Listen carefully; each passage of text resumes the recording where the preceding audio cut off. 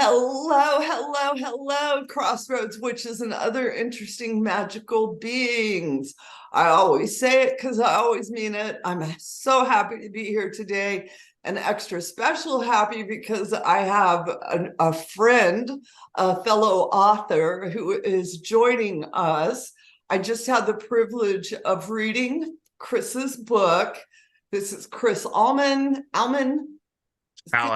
Allen and the Black Book of Jonathan Knotbristle. I Uh-huh. read your bio and I thought about reading it online, but then I was like, I'm Sure. not going to do that to you. You're hilarious. Oh my God. On it, but you're identify within traditional witchcraft. You've also Hmm. worked with the OTO, and Yep. you're one of the co-founders of the House of Phoenix. So you've been doing a couple of things, and you have 8 books out. Um, yeah, I have 7 currently. My eighth will be out in hard copy in spring, soft in paperback in October. And So I have 8 out. Yeah, 8. Yeah. I can't keep up. I've lost count. it's okay. I know people do ask me simple questions, and I do the same thing. I'm like, I don't know how many books I have. I have to go look them up. Um, but this book, for me, was by far the best read of the year. This is Oh, thank you. the Black Book of Jonathan Knotbristle, and I just want to see which is another interesting magical beings.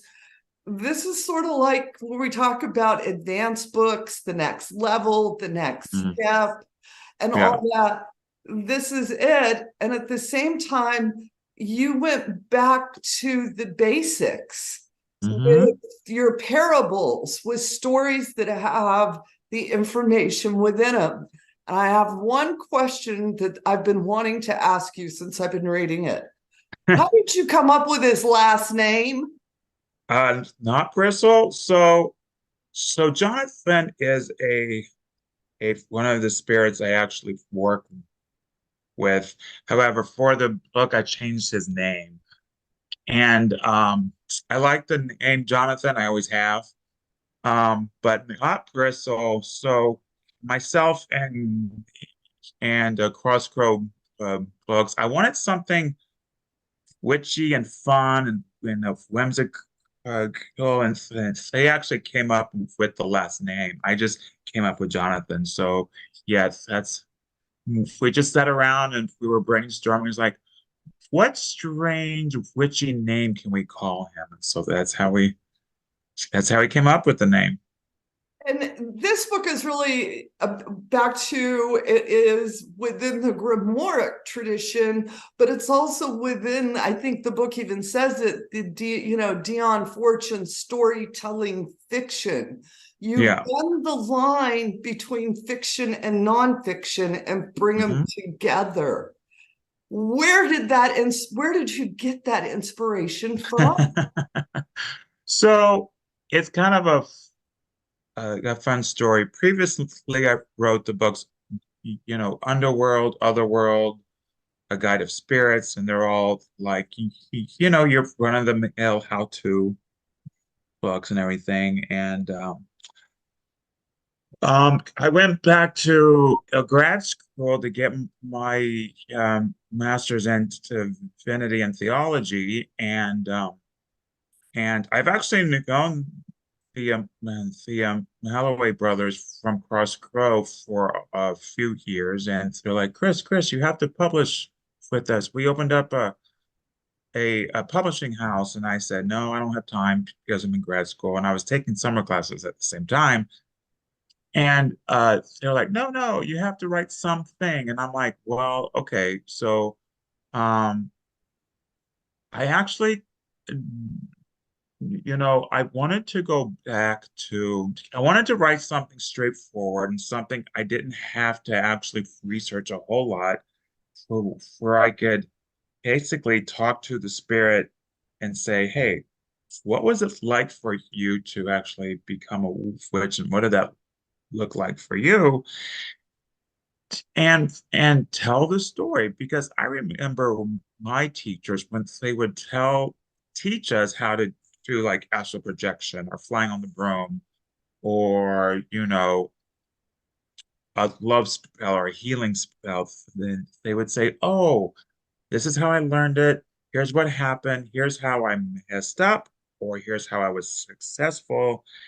And the ones that really stick with me are the ones that really told a good story.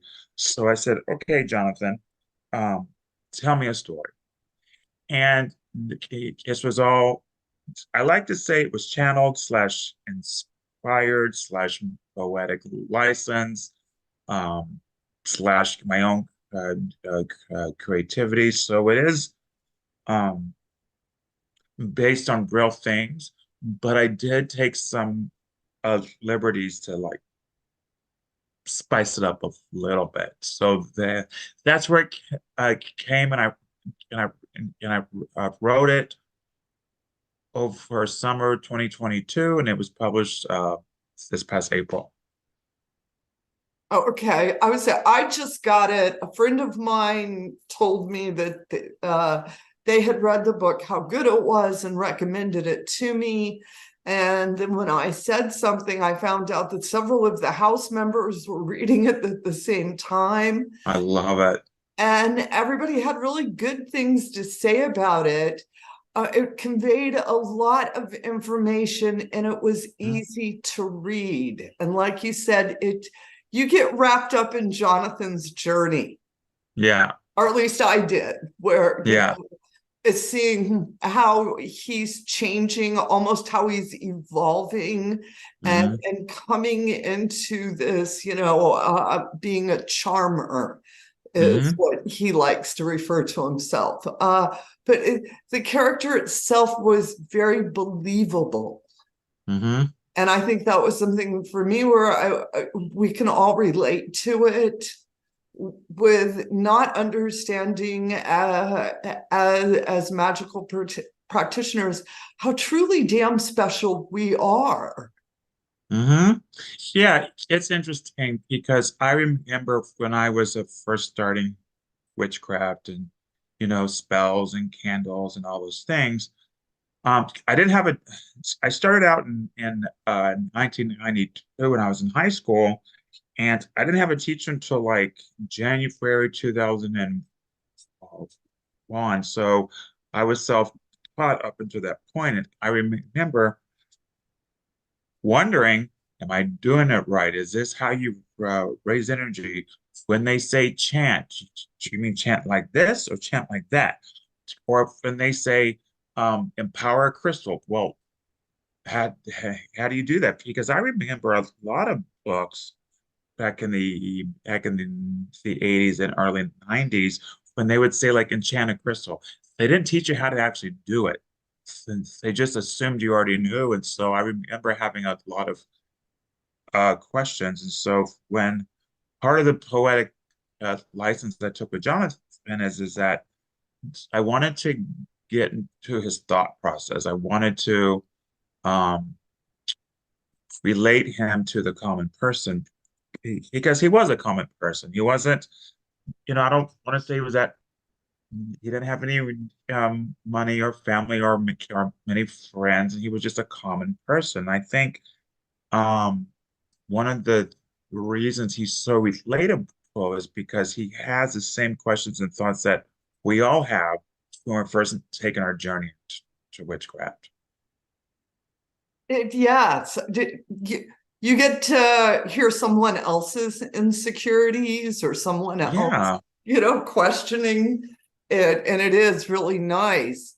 And I especially love the beginning with him at the devil at the crossroads. Uh, that's always been something that's something I like and have always had an affinity towards. And it really reminded me of the Robert Johnson story. You're familiar with Robert Johnson, the I blues don't know. player? Refresh me. Refresh my memory. Robert Johnson was a blues player, Yes, I remember now. the Yep, yep, yep. best blues player that ever was. And he Yeah, went down yeah, to I've the heard. crossroads and made a deal with the devil and ended up having several #1 hits. But Robert was dead at 27 and never heard any of his music played on the radio. Isn't that crazy? I love it. And yes, he's attributed as being the reason we have rock and roll and jazz music. A lot of folks say that he's their inspiration, and then he's also part of the infamous 27 Club. Ooh, You know, that in return. well, that's the Kurt Cobain, Amy Whitehouse, Uh-huh. and Bob Marley all died at the same age too. But that whole the devil in the crossroads, and the whole time I'm like, how is Jonathan going to work this deal with the devil? And in the end, you never really brought that back around again. And so I'm like, Yeah, is there yeah. part two to this book? Where is Jonathan and the devil going?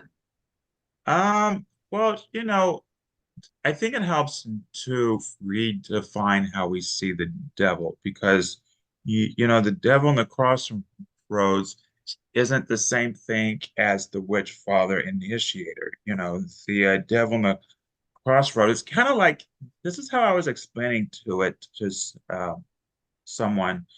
In Britain, they called every magical spirit a fairy, even if it was a fairy or not.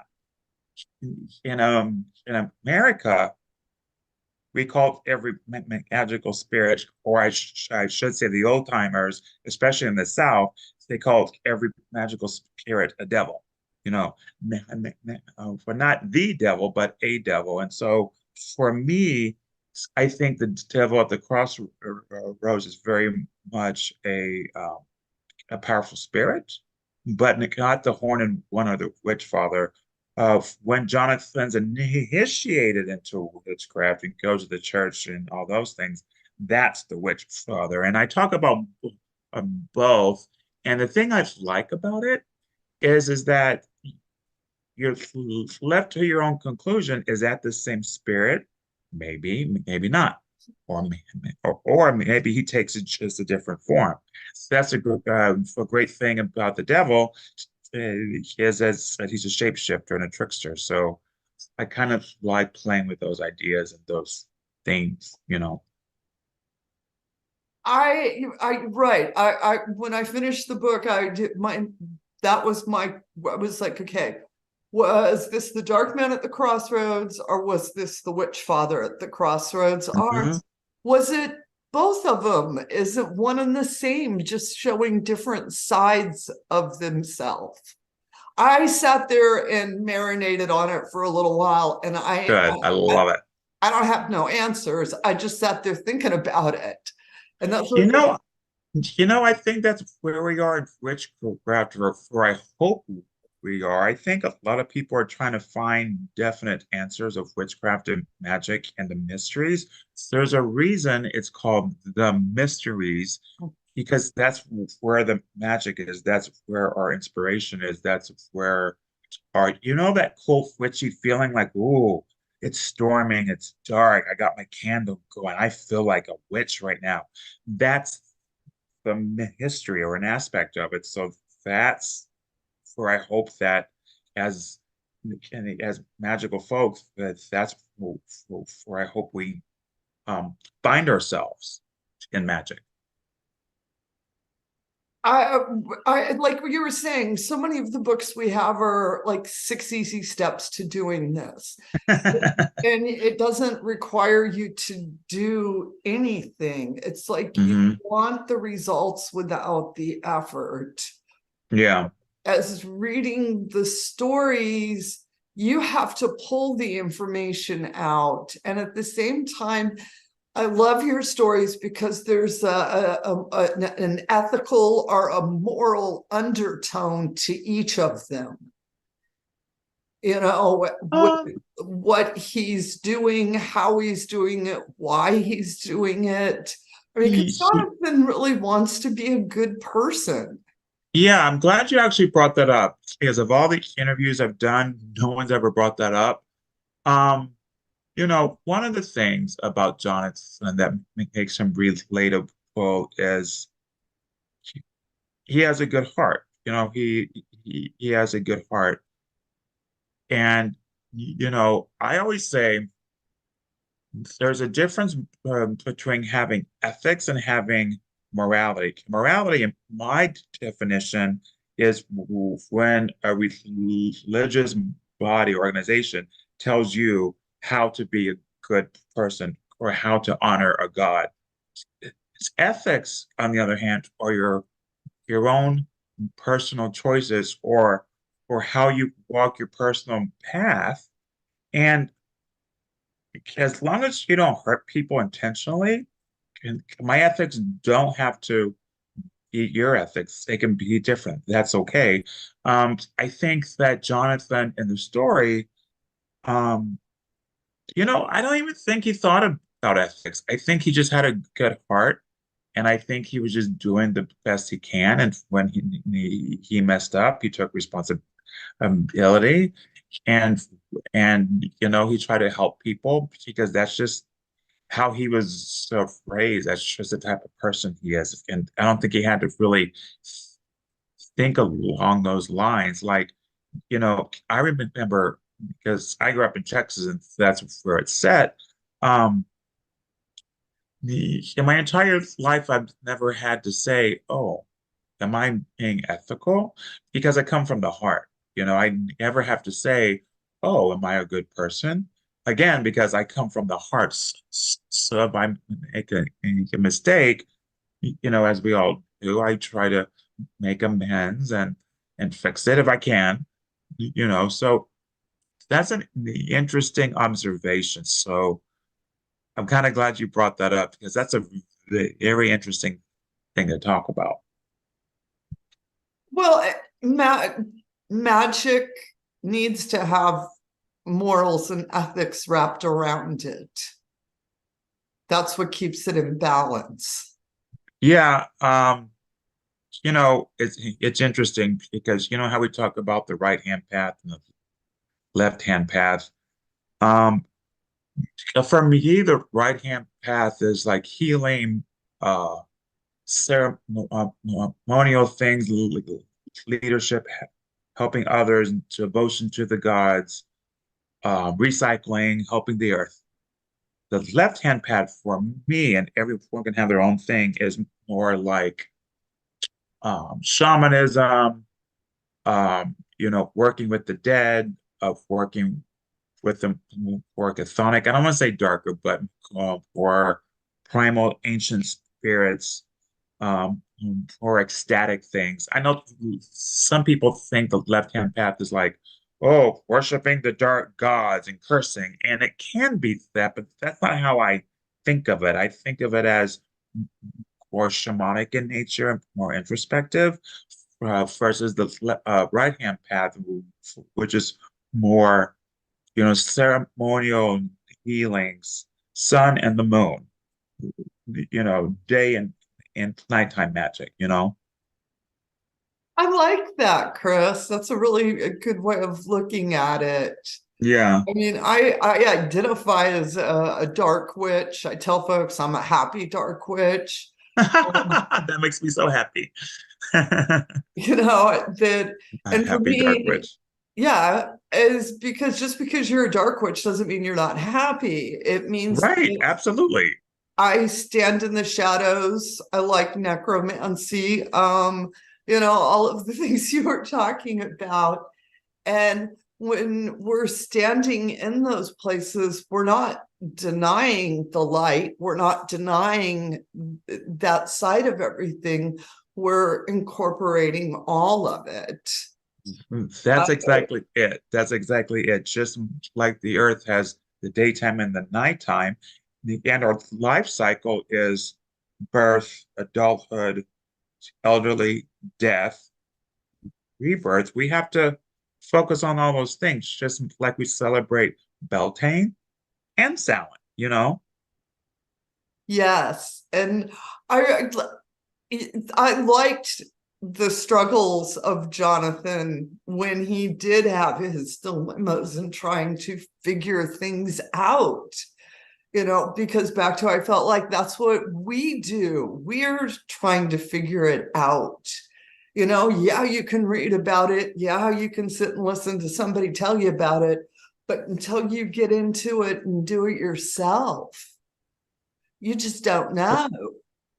Well, that's just it. I do believe that you can do magic on the astral plane and things like that, but especially when you're first starting out, you have to experience it. You have to practice it. It is a practice. You have to go to the graveyard and dance around the full moon and build your fires and use your talismans and make your charms and mojo bags and say your psalms and do that magic, and you have to do it, and then when you've been doing it for a long time, you can do some of that on the astral plane and things, but that's a lot harder than a lot of people think. So you can't just say, oh, I'm gonna close my eyes and think it.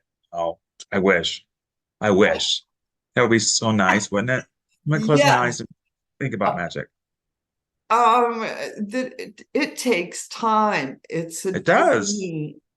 And that's again something that I enjoyed about this book, was because it was a journey for Jonathan. Hmm. And hopefully that makes other folks realize it's going to take you a while, and the working through the seasons and what was going on, because you go through the seasons of the year with. I'm glad you caught that because I'm gonna give away a secret. Each chapter happens around one of the eight Sabbaths. Okay, I was wondering, because I was like, is this a turn of the wheel? Because it keeps changing. And I I picked did that up. on purpose. I did that on purpose. And the reason is that because, when you're first initiated and first practicing, what's one of the first things they teach you? You celebrate the full moon, but you also honor the eight Sabbaths. And part of that is I was showing Jonathan's journey of entire year. The year and a And so, day. exactly. So I wanted to connect those energies of what he was doing, like when they have the seance on Halloween, and when they have the murders on Christmas, because that's a Yule, and I in, incorporated a lot of Yule imagery, and it's interesting because and I'm sure you've seen this. A lot of people think, oh, Yule, the Christmas tree, Yule log, re Return of the Sun, and I'm like, no, no, no, no. Yule is dark. Yule is the wild hunt. Yule in like a Northern European countries is frightening because it's 7 degrees and there are monsters and wolves and werewolves and and scary things. Yule was not a fun time. It was everyone, let's get drunk inside the house and celebrate the darkness. So It was, and that's, we don't have the same concepts, because for them right. in that time period, a lot of folks, not everybody's going to make it through winter. That's right. That's right. And sometimes, well, I mean, even today, if we see elderly people who die in the winter of old age, like in their 80s or 90s, and I have a theory. It has to do with something about the dark and the cold and the changing pressure. And you know how they say, well, cold weather doesn't make you sick. I'm like, well, that's not true. They yes, a virus and bacteria makes you sick, but if your internal chemistry is cold and you're tired, you're not going to fight off illness as well. And so you have a lot of elderly people who die, and it's just part of nature. It's part of the cycles. And uh, Jonathan encounters some of those cycles, and then of course we got Beltane and we got the fairies and all that stuff. So you got to have a story about fairies in there somewhere. You just do. It goes without saying for some Right, it's just reason. part of We it. have to throw fairies in, but Got to throw a fairy in there once in a while. they've got But in my own practice, I've worked a lot with sea earth spirits and like fairies and the elves and dragons and things like that. Um, so actually, the chapter on fairies and fairy magic, that was one of my favorite chapters. It really was because it was just fun. It was just fun, you know. I love that. You touched a little bit upon the Christian and the blending of magic. Uh-huh. Yep. And for me, because I'm in South Carolina, Southern Conjure, So you get it. we love it, Yeah. and it was Well, so nice to see it. yeah, so there's this whole thing online I see, and I think it comes from some old school Wiccans and things like that. But not always, but sometimes too, where they say, if you're Christian, you can't be a witch. And I'm like, they actually define the word. And people don't want to hear that because they think the English word witch is an ancient word, and it isn't. What we need to understand is that sorcerers, herbalists, magical practitioners like the Sibyl and things like that are ancient. Absolutely. 100%. But the term witch wasn't used until Christianity. So therefore, as I know I'm preaching the choir here. Like, for example, my mother is not psychic. She's very psychic. And if she has a dream about you, it's never good. It's always like, oh, I dreamed so-and-so was in a car wreck. Oh, they get in a car wreck. That's just, she's the crone of doom, I think, you know. Um, but she would never use that term, wish. She'll say psychic, but if you ask her, well, where do your dreams come from? And she'll say, it comes from Jesus Christ, our Lord and Savior, because I'm a good Christian, Oh, And the other thing that people need to understand is if you do the research, most witches went to church on Sunday, right after they were on the Sabbath on Saturday, and people knew that because, and people ask me, oh, why do you use the term devil and not Carnunos or Hern? I'm like, because if you lived at that time and you saw a horned hooked being, well, you thought you saw the devil. right. And it's interesting because I did some research because I like folklore and I like to read the history of witchcraft throughout the ages and things. And a lot of people, contrary to popular belief, weren't as Christian as you think. Meaning, yes, you had your people who were afraid of hell, but then you had a whole lot of people who thought it was all gibberish and hoo-ha, you know? And so you had these people who, and so it's kind of like, for example, the Puritans. The Puritans did not come here seeking religious freedom. The Puritans were kicked out because they were considered um, crazy fanatics, and all with their hellfire, and you can't do this, you can't dance, you can't brush your hair, and blah blah blah, things like that. And so when you read the witch trials and you read these stories about these old people or even young people who the haunted one always comes when you've hit rock bottom. And one of the things I even talk about, and I think in the first or second chapter of Jonathan, is the devil tells Jonathan, I'm not here to hurt you. I'm here to help you. Contrary to what the priests say, I'm not here to bring you to hell.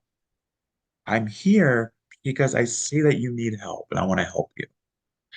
And for me, that was because that was all channeled through Jonathan. And when he said that to me, and I was just like, holy crap, that's powerful. That's powerful. Um, because in my tradcraft circle, we call the Horned One Witch Father. Well, we call him Tubal Cain. We call him the devil. We call him the Horned One. We have all kinds of names for him. And to hear that, it was just like, have you ever had that point in your life or your magical practice where you truly felt alone, isolated, you felt like you needed help and you didn't know who to turn to? And then the gods come, or the witch father comes, or whoever. Maybe it's Diana, or maybe it's Aphrodite, or maybe it's Isis, or maybe it's for Holda or Hela, or whoever. And all of a sudden you're like, wow, I am being watched over. I'm not alone. You know, I wanted to make sure that the reader understood that about being a witch, about it's not, it can be a fuck you to the patriarchy. And trust me, I'm very fond of saying fuck you to the patriarchy. But in this case, I wanted it to be um, a little bit romantic to that because it is an adventure story. It's a magical story. Um, it's there's a sexuality component in there, but I also wanted to romanticize not only the journey of witchcraft, but romanticize the things that a lot of people are frightened of in witchcraft, you know. Yes, yes, yes. Yes, so all those things. All those things, and then I'm like, I'm sitting here just like, uh-huh, yes, yes, yes, with it, getting back to your mother, who I often tell Mhm. folks, my grandmother was a Southern Baptist prayer healer. Yeah. All right. And she was on the prayer line that they would call if somebody went in the hospital. You had to call all the people up, and then you went and got your Bible, you lit your candle, you sat there and said your verses. And I can remember my grandmother sitting there with that candle lit and her with the Bible and saying these verses out loud for healing purposes. Yes, that's magic. Absolutely. But my grandmother would have never called it magic. She would have never Nope. said witchcraft. She would have never said any of that. She would have, because she would talk about, that the Holy Spirit is just working through us. That's right. It was 100%. Jesus's magic, and we're just working through type things. And so I was exposed to that, and it's still here. It's all around here. And that our community, the magic community at large, doesn't seem to be as aware of this. I'm glad you said that because, at first, when TikTok first came out, everyone was jumping on that and everyone like, I have 20,000 followers on TikTok. And I'm thinking, okay, but for a minute and a half, or not even 45 seconds, because I watched some of those TikTok videos and I think it's fine that young people are teaching young people very introductory things. I think that's okay.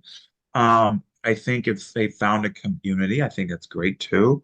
But why do I need to do that? I already have a platform. I'm published. I don't need to do that. And I have YouTube and conversations like this. And so I think a lot of brand new people really want that, 2 second spell, you know. And I'll admit, I will admit, when I was 17 years old, I was like, oh, his spells a lot more easy. She remembered Llewellyn's Practical Magic series. Oh, see, I have to say, Llewellyn's Practical Magic series, I want to say started in the late 70s or early 80s, and it went all the way through the 90s. And the Practical Magic series was a really great for your brand new witch. So it taught you like stones, and it taught you about herbs, and it taught you about how to draw a circle. It taught you how to draw pentacles and who some of the gods and goddesses were. It talked to you about Sabbats and how to dream with magic, and that was great for what it was, you know. Um, but I think what happens is that a lot of people see that and they think that's all there is, and they don't look in their own backyard, like especially in the South where there's a lot of hoodoo, a lot of folk charms and magic and things, and they don't see it, especially when they're turned off when it says Jesus, you know. And I will say, I understand about spiritual trauma. I understand there's a whole lot of people who are turned off by the Christian church, and so they're hesitant to use terms like Jesus, Saint Peter, the saints, things like that. Um, I have to admit, part of me is that I'm an old school witch in the sense of if someone shows me a spell and it works, I'm gonna use it. I don't care if you call on the devil, Lilith, Saint Peter, Yemaya, Apollo. As long as it works, I don't care, you know. So, to your point, there's a lot of lore and stories in your own backyard. You just gotta look for it. Very much so. The South is full of all sorts of magic and mayhem. And mayhem. I With think it's the heat. I think it's the heat. I'm convinced. oh, I've been surprised because I've had a couple of people that with my book Conjuring Dirt, The Magick of Footprints, Crossroads, and Graveyards, people send me a little note with, it's not as macabre as I thought it would be. And I'm like thinking, yeah, I didn't write it to be that way. Yeah, no. Where the assumption is, as soon as you say these places, that all of a sudden somehow they're playing spooky music in their head. I mean, well, that's fun too, but it doesn't have to be that way. No, it doesn't. And graveyards are not spooky, scary spaces unless you choose to make them that way. On its own, it is not that. But it was just to hear a story that a lot of times I feel like we were talking about the books where everything is about across the pond. Everything's about European, British magic, British history, British folklore. And it Yeah. was so refreshing to have our own stories. Yeah. Jonathan Knotbristle is the, what'd you say? He was 1855 is when he was born. When is the one with the people? So he was only 15 years old in the story. Yes. it was just a really nice to hear a story on our dirt. Mm-hmm. Right. In which acknowledges that funky gumbo of American magic. I often tell, that's what I refer to it as. I mean, you're correct. You're completely right. And depending on where you're standing determines your gumbo recipe. But we've all still got some base ingredients in there, and when you do get into the southeastern part of America, we are always influenced by the African community, by the Middle Passage. I mean, to make gumbo, it takes okra. And okra came from Africa. I didn't know that until just now. I never knew that. Mm-hmm. Yes. Yeah, I haven't had fried okra in a long time. We used to have it. That's a Southern staple, fried okra. Oh, yes, of course. But it's also actually the okra is used as a soup thickener. I did not know that. That's what it was initially used for. It's one of the foods that came in the Middle Passage. We don't think a lot about that. We're understanding where the squash came from, where the varieties of rices came from, why we still don't know the difference between a sweet potato and a yam. I can't see the difference. I can taste the difference though. Right. And understanding that these are American foods, things that we think of as America, but its roots lay elsewhere. And so many things in America lay elsewhere. And it got put into this big, giant melting pot. And we ended up with just the most amazing things. The low country here, the Sea Islands of South Carolina, we have the Gullah Geechee folks. And that is one of the African communities that was able to go out onto the Sea Islands and lived out there for a couple of 100 years, pretty much undisturbed. And now we have world chefs come out to try to get these folks recipes. That's awesome. That's awesome. Oh, it is. It's an amazing to learn the stories of America.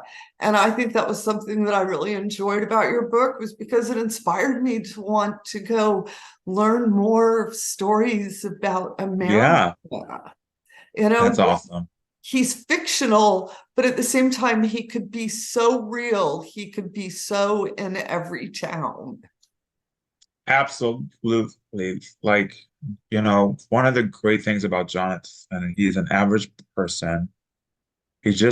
Everything's average about him. And even his approach to magic, I want to say, is average. And what I mean by that is how we all feel and how we all approach things, how we all have hopes and fears, and how we doubt ourselves and are afraid, and we're like, oh my God, I can't do this.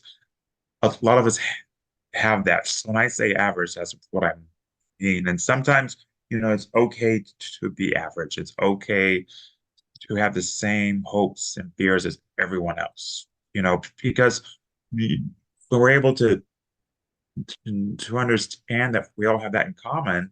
So then if we can really have more of a stronger connection with each other and have a stronger community, Yes. That's some wise words right there, Chris. I try. Putting that on a t-shirt and everything. And with that, I'm gonna give another shout out and tell all you witches and interested in magical beings. This is a book worth reading, and it's a book you'll go back to again. I know I've gone back to it and bruised back through a couple of it. I like the workings, the spells that you have in there. I think they're great for inspiring others, inspiring us to create our own. And Awesome. I hope that's what all of you witches do, is get out there and create your own stories. I want to thank Chris for joining me and chatting about his book. It has been an absolute pleasure having you here. And I hope that after your next book, we can get you back on here again. Absolutely. This was fun. It was a good time. All right. And with that said, witches, it never changes. Y'all know it's always the same. Get out there, fly those brooms, have a bright, blessed day. And as always, amen, blessed be, ashe, and ebobo.